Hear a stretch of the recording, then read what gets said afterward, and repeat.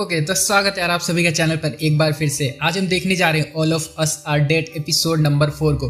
Episode शुरू करने से पहले मैं बोलना चाहूंगा कि आप लोगों ने जितना भी पिछले एपिसोड्स पर प्यार दिया उसके लिए यार दिल से थैंक यू। तो वीडियो को शुरू करने से पहले प्लीज लाइक जरूर कर देना वीडियो को, चैनल को सब्सक्राइब जरूर कर दो ताकि आगे के एपिसोड्स आपको जल्दी मिल सके, और सब्सक्राइब करके मेरा मोटिवेशन बढ़ा दो क्योंकि काफ़ी मेहनत लग रही है वीडियोज़ बनाने में। एपिसोड 4 की शुरुआत होती है बहुत ही फनी वे में। हम देखते हैं एक ब्लॉगर को जो लाइव आकर अपने ऑडियंस को बता रहा है कि मैं पूरी तैयारी के साथ ज़ोंबी सिटी जाने वाला हूँ और मैं आप लोगों को दिखाऊंगा कि वहाँ पर ज़ोंबीज कैसे क्या कर रहे हैं, क्या माहौल है वहाँ पर। और फाइनली ये ज़ोंबी सिटी पहुँच भी जाता है और बेचारे के पीछे ज़ोंबी पड़ जाते हैं और ये वहाँ से भागता फिरता है। यहाँ रात हो जाती है और ये रात को एक कार के नीचे छुपा हुआ होता है। अब हम देखते हैं सैन की मोम को जो फाइनली छुप कर स्कूल में आ गई है अपने बेटे को बचाने के लिए। फिर हमें उसके बाद सीन दिखाया जाता है वहाँ का जहाँ एपिसोड नंबर 3 को खत्म किया गया था। यहाँ सब सैड है। सैन और ओंजा बातें कर रहे हैं अपने अपने फ्रेंड्स के बारे में कि हमारे दोनों के फ्रेंड्स अब नहीं रहे। वहीं इनके सामने जो नीचे ग्राउंड है उसी में सान की मोम जो है, जो सान का फ्रेंड था जो भी ज़ोंबी बना था, वो दिख जाता है। उसकी मोम उसके पास आती है और वो उसकी मोम पर ही टूट पड़ता है अपनी टीम लेकर, और फिर उसकी मोम को भी इन्फेक्टेड कर देते हैं ये लोग। और यहाँ पर बेचारा सैन ओंजा से अपनी मोम की बातें बता रहा है कि वो अभी घर पर होंगी, अच्छी होंगी। अब यहाँ सैन सबसे कहता है कि बाहर से चिल्लाने की आवाज नहीं आई थी। सब कहते हैं कि क्या मतलब ये है कि वो पिंक स्वेटर वाली लड़की और मैम दोनों बाहर गई थी तो चिल्लाने की आवाज नहीं आई थी उनकी, मतलब वो दोनों बच गई होंगी। यहाँ बच्चे समझ जाते हैं कि वो जिंदा है और ये लोग ये बात भी करते हैं कि मैम इसलिए बाहर चली गई क्योंकि उनको ये सब गलत लग रहे थे और पिंक स्वेटर वाली सही लग रही थी, इसलिए मैम उसके साथ गई। अब यहाँ काफी बातें होती हैं। प्रेसिडेंट कहती है कि सामने वाली जो बिल्डिंग है उसमें लाइट नहीं चल रही है बट उसके अंदर लोग रहते हैं। इसका मतलब ये है कि या तो वो सिटी को छोड़कर भाग गए हैं या तो वो सारे मारे गए हैं। हमें बचाने के लिए अब कोई नहीं आने वाला। इन सबको यहाँ पर टॉयलेट भी जाना होता है। इनमें से एक कहता है कि हम विंडो से बाहर कर लेंगे, पर सब इस पे हंसते हैं और ये लोग अंदर वाले रूम में एक प्राइवेट टॉयलेट बना लेते हैं। उसी दौरान हम छत पर इन दोनों को भी देखते हैं जो चांदनी रात में मोटिवेशन की बातें कर रहे हैं, एक दूसरे को मोटिवेट कर रहे हैं यहाँ बैठे बैठे, और कुछ काम नहीं इन दोनों पे। यहाँ बिल्डिंग में ओंजा के फादर पॉलिटिशियन से कहते हैं कि मैं जा रहा हूँ अपनी बेटी को बचाने के लिए, पर ये नहीं जाने देती। ये कहती है कि बाहर जाओगे तो मारे जाओगे। यहाँ मैं बता दूं ये पॉलिटिशियन को इनकी फिक्र नहीं है बल्कि ये अपने लिए बोल रही है कि अगर ये चला गया तो हमारी रक्षा कौन करेगा। यहाँ पर सबको बस अपनी पड़ी हुई है, दूसरों को कोई नहीं देख रहा है। तो ओंजा के फादर उसकी बात मान लेते हैं और अपनी बेटी को बचाने नहीं जाते हैं। यहाँ से सीन शिफ्ट होता है बुली गाय पर। इसका रोल इसमें बहुत ही ज्यादा इंपॉर्टेंट होने वाला है और ये अभी मरेगा नहीं इतनी जल्दी, इसलिए हम इसे बुली गाय कह के बुलाएंगे। ये यहाँ से बाइसिकल लेकर भागने की कोशिश कर रहा है। बाइसिकल का चैन निकल जाता है। ये ज़ोंबीज को मारता हुआ एक रूम में पहुंच जाता है और ये रूम है प्रिंसिपल ऑफिस, और प्रिंसिपल यहाँ पे छुपा हुआ है। और हम यहाँ वॉशरूम वाली टीम को देखते हैं तो ये कड़क वाली जो लड़की है ये एथलीट से कहती है कि चल मेरे साथ चल, क्योंकि इस लड़की को सिगरेट पीने का मन कर रहा है, तो इसलिए ये सबको यहाँ से लेकर जाना चाहती है। एथलीट मना करती है और दोनों में वहीं फिर गाली गलौज होने लगती है और दोनों एक दूसरे को मारने झपटने लग जाती हैं क्योंकि इनके पास और कुछ काम नहीं है। फिर हम देखते हैं ब्लॉगर को जो छुपा हुआ बेचारा है और यहाँ से भाग कर ये बच्चों के स्कूल में घुस जाता है, जो छोटे छोटे बच्चे होते हैं 5-10 साल के। और यहाँ पर ये काफी शांति का माहौल है। ये जब अंदर घुसता है तो उसमें सब बहुत सारे बेबी ज़ोंबीज इसके ऊपर अटैक कर देते हैं और ये वहां से भागता है।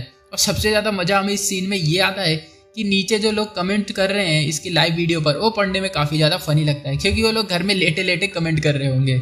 और ये सीन यहाँ से कट हो जाता है। अब हमें दिखाया जाता है इस एपिसोड का सबसे मस्त सीन। यहाँ पुलिस स्टेशन में ऑफिसर यानी कि जो ये डिटेक्टिव है ये ली से पूछता है कि तुमने ऐसा क्यों किया, और हम देखते हैं फ्लैशबैक। मिस्टर ली का बेटा जिनसू हॉस्पिटल में एडमिट था और ये वही लड़का है जो कि हमने एपिसोड 1 के शुरू में देखा था जिसकी पिटाई कर रहे थे कुछ पुलिस, अगर आप लोग भूल गए हो तो। यहाँ पर ये अपने बेटे से मिलने के लिए आते हैं मिस्टर ली, जिसकी हालत देखकर ये स्कूल में शिकायत कर देते हैं। मीटिंग बुलाई जाती है।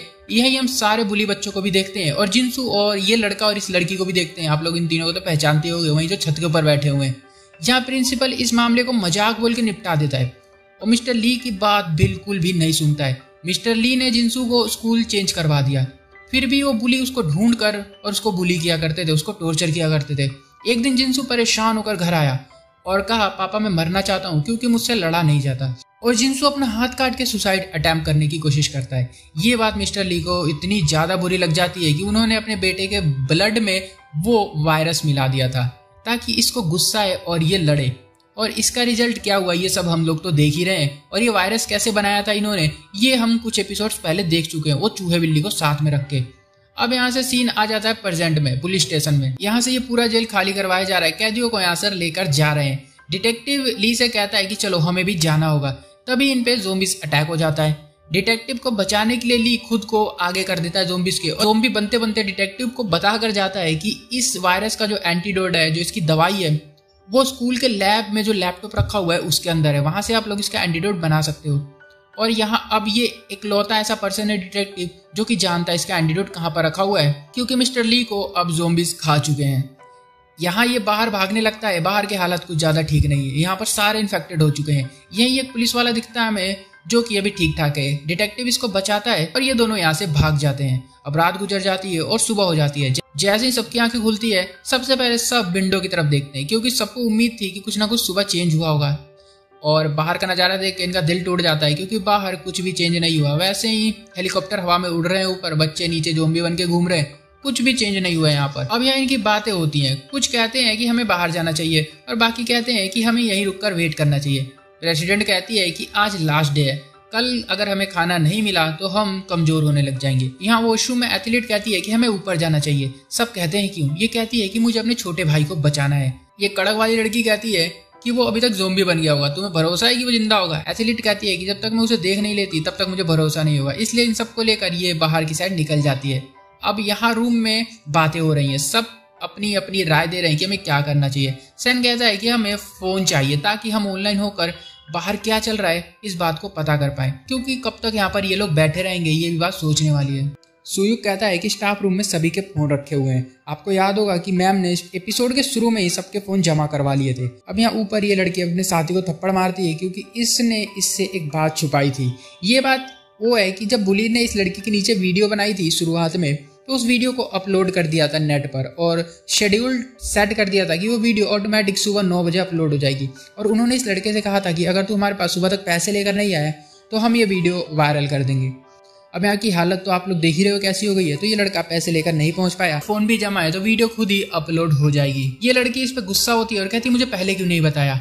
और फिर इससे कहती है कि चल मेरे साथ नीचे, क्योंकि स्टाफ रूम में फ़ोन रखा है, मैं लूंगी और उसको हटा दूंगी। पर ये लड़का मना कर देता है और कहता है मैं नहीं जाऊंगा। और ये लड़की खुद ही स्टाफ रूम में अकेले जाने के लिए निकल जाती है। यहाँ पर रूम में सान भी स्टाफ रूम के लिए निकल रहा है। सुयुक कहता है कि मैं भी तेरे साथ चलूंगा। दोनों बाहर से होते हुए बिल्कुल सेम वे में खिड़कियों के किनारे किनारे से रूम में पहुंच जाते हैं। ये लड़की जब स्टाफ रूम में आ रही होती है तो इसके ऊपर भी अटैक हो जाता है, पर इसके ऊपर कुछ ज्यादा असर नहीं पड़ता।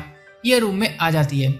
यहाँ पर रूम में सुयुक और सुन को कुछ चीज की आवाज आती है, जैसे कोई कुछ चीज पीट रहा है। इनके देखने से पता चलता है कि ये लड़की सारे फोनों को तोड़ रही है। तो अभी इस लड़की के सामने ही उसकी वीडियो पोस्ट हो जाती है और ये फिर इसके बाद बहुत ज्यादा चिढ़ जाती है और फिर सारे फोनों को तोड़ने लगती है। एक फोन इनके पास अगर गिरता है, सन उसे उठा लेता है। तभी ये लड़की इन पे अटैक कर देती है और बाकी के ज़ोंबी भी उसकी आवाज सुनकर इन पे अटैक कर देते हैं। यहाँ फोन टूट जाता है, इसलिए सान दूसरा फोन लेने के लिए वापस जाता है और दूसरा फोन उठा के यहाँ से भागता है और दूसरा फोन उठाकर यहाँ से भागता है और सुयुक को बोलता है कि तू जा, मैं तुझे मिल जाऊंगा। यहाँ विंडो से सुयुक वापस चला जाता है और सान दूसरा फोन लेकर दरवाजे के रास्ते बाहर भाग जाता है। यहाँ प्रिंसिपल ऑफिस में बुली गाय और प्रिंसिपल दोनों है। प्रिंसिपल इसे बाहर भेजता है और कहता है जा मेरी कार लेकर आए। ये लड़का कहता है मैं नहीं जाऊंगा, तो प्रिंसिपल इसे मारने की कोशिश करता है और यहाँ पे सीन कट हो जाता है और हम देखते हैं उस बिल्डिंग का सीन जहाँ पे ओंजा के फादर है। यहाँ छत पर हेलीकॉप्टर आने वाला है, इसलिए ये पॉलिटिशियन को लेकर यहाँ से निकल रहे हैं। यहाँ छत पर जाने के लिए सबसे पहले इनको बहुत सारे ज़ोंबीज को मारना पड़ेगा, फिर ऊपर ताला लगा है उसको तोड़ना पड़ेगा। ओंजा के फादर ज़ोंबी को रोक कर रखते हैं और इनका स्टाफ जाकर ऊपर ताला तोड़ देता है और बाकी सबको लेकर ऊपर चला जाता है और खुद भी फिर ओंजा के फादर भी अब ऊपर आ जाते हैं। यहाँ स्कूल में सान भागते हुए रूम में घुस जाता है और ये रूम प्रिंसिपल ऑफिस है। यहाँ पर बुली गाय ने प्रिंसिपल को बांध कर रखा है। सान कहता है कि छोड़ दे प्रिंसिपल को। बुली कहता है कि मैं नहीं छोड़ूंगा, ये मुझे मार रहा था। सान इसकी वीडियो बनाने लगता है और कहता है कि तू फट्टू है, जिंदगी भर सबको डराता धमकाता ही रहेगा और कुछ नहीं कर पाएगा।